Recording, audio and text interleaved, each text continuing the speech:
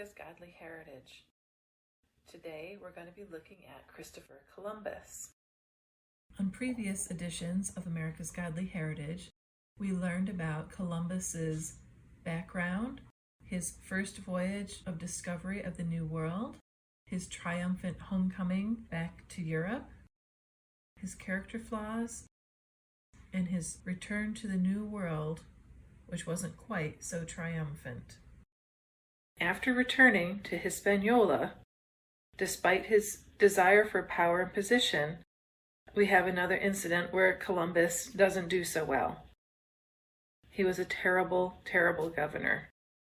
The 1,200 men who'd come with him on the second journey, he let all of them start raping the women and threatening and stealing gold and doing all the things that had just caused the problem before. Now, little side note, the men who were involved in the raping did actually get their just desserts because, unknown to them, because it didn't exist in Europe yet, many of the indigenous ladies were carriers of a little old disease called syphilis. So when they were molested or raped, the Spanish men then picked up syphilis and they started going crazy. They started getting really sick and they started dying. It's a disease that takes quite a while to kill you. So they took it back to Europe with them and it started spreading like crazy over in Europe. So I guess we know that civilized Europe wasn't quite so civilized as they thought they were.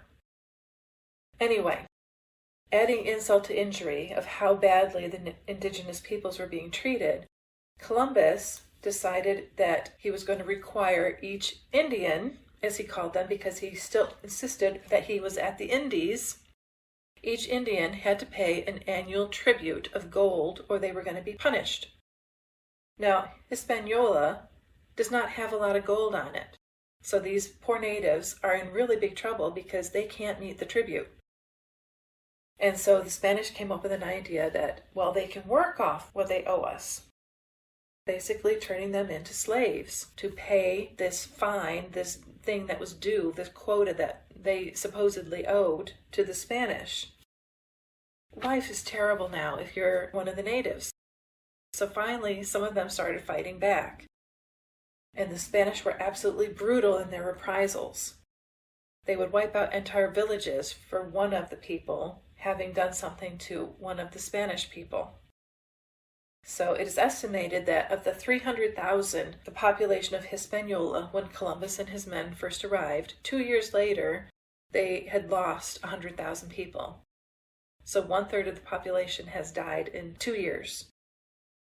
And in the next 12 years, the population dwindles down to only 20,000. That's how awful life was under the Spanish during this time. So due to his catastrophically bad job as governor, Columbus was recalled to Spain to explain to King Ferdinand and Queen Isabella what in the world was going on. The king and queen are trying to explain to Columbus that the indigenous peoples are their subjects.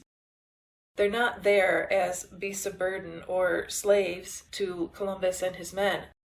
They're actually subjects to the king and queen as well, and they need to start treating them a whole lot better. So they force Columbus to go back and initiate some reforms. When Columbus goes back, he finds out that in his absence, rebellion had broken out. Again, his fantastic governing skills come into play because he just gives in to every single one of the rebels' demands and even makes their leader a mayor in one of the towns that they've established on the island. Good job. And then he's just shocked and surprised when 6 months later another rebellion breaks out. So at this point, Ferdinand and Isabella have had enough with Columbus and his incompetency, and they send a new governor to the island named Bobadilla.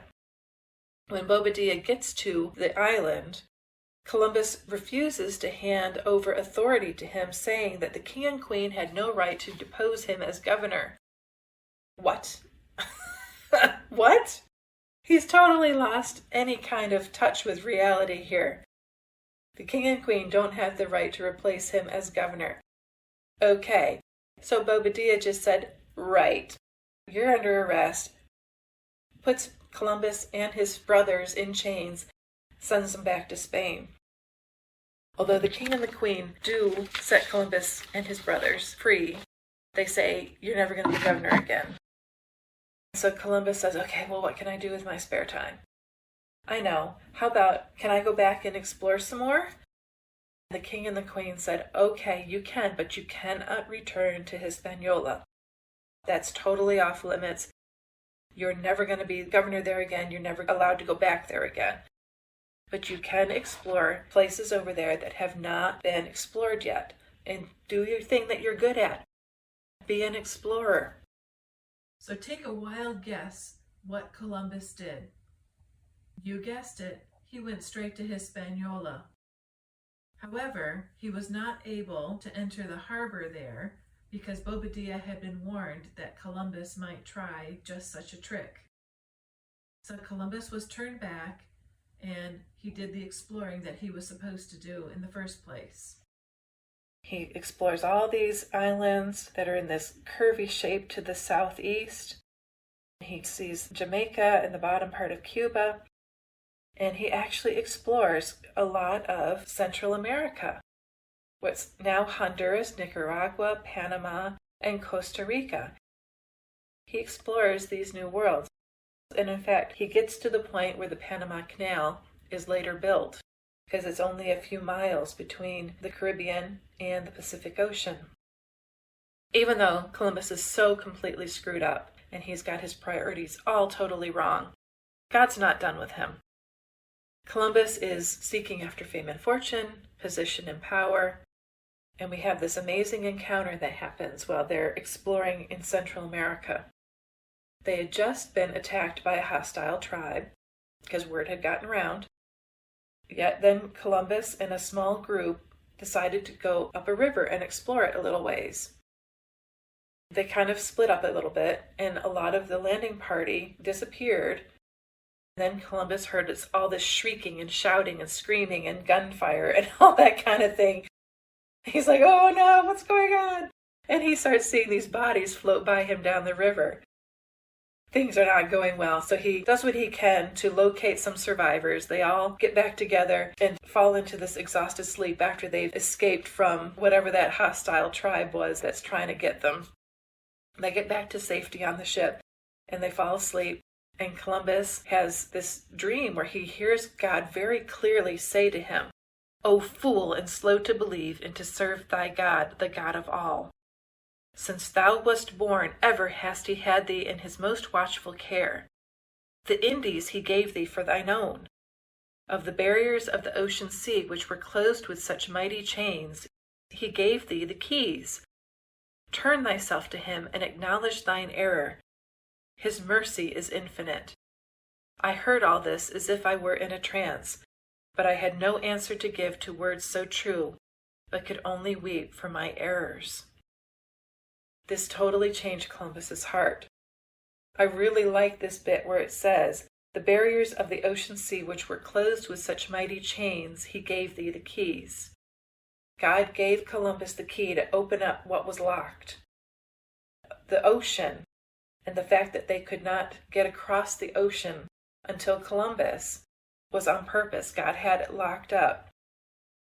But he gave Columbus what he needed to unlock those keys, to be able to be the first one to get across the ocean and to open up the door for everybody to follow in his path. Such mercy.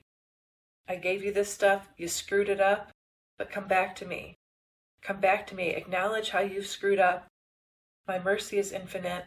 We'll make it right again between us. Columbus can't make it right again in the New World, but he can certainly make things right again with God. So he does, and he returns to Spain a changed man. He died just a couple of years later. Now, he wasn't perfect. He did still have moments where he fretted over money and that kind of a thing, but in general, he was a changed man, and he turned his heart back over to God. When he died in 1506, Columbus actually said, "Father, into thy hands I commend my spirit," and then he went to be with God. So, our final takeaway here, Columbus is a complicated character. He was clearly gifted to be an explorer. God called him to be the bridge between the old world and the new world. He set out to find the Indies and instead found 2 new continents that no one even knew were there before. A whole new world. He shone when facing the challenge of uncharted waters and undiscovered lands. He excelled when he was in command of a ship. No one could match his navigational skills. Most importantly, he desired to share the light of Christ with people who'd never heard of him before. Him being God, not Columbus. Yet, like all of us, Columbus had some deep flaws. He craved wealth, position, power, and he failed miserably as a governor. His shortcomings led to the Spanish horrendous treatment of the natives and the plundering of Latin America's natural resources. What was considered to be darkness because it was unknown is now darkness because of the way the Spanish are treating it. It's horrible and it's ugly. But God isn't abandoning this new world. He's opened it up for a reason. He's going to send pinpricks of light throughout this new world. Into North America, into the Caribbean, into Central America, into South America. He's going to send missionaries.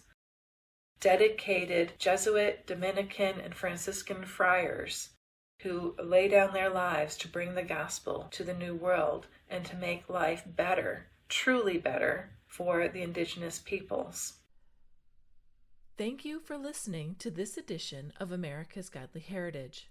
I hope you have a great day. Bye. If you would like to help support America's Godly Heritage, or to view the resources used to make this podcast, just go to patreon.com or vimeo.com and type America's Godly Heritage in the search box. You can also make financial donations at givesendgo.com. Again, just type America's Godly Heritage in the search box. We really appreciate your support. Thanks again. Bye.